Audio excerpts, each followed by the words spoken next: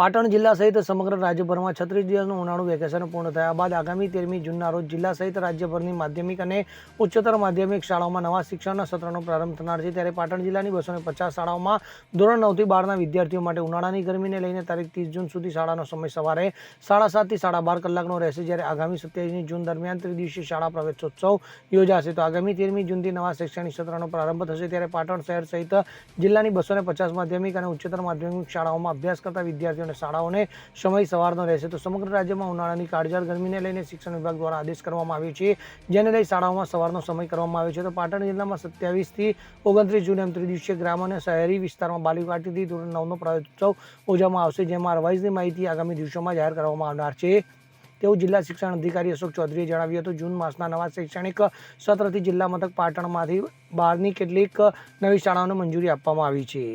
Bureau report CN24 news. હવે જુઓ દેશ દુનિયાની તમામ ખબરો તમારી આંગળીના ટેરવે। ઉઠાવો મોબાઈલ અને Google Play Store પરથી ડાઉનલોડ કરો અમારી CN24 ન્યૂઝ મોબાઈલ એપ।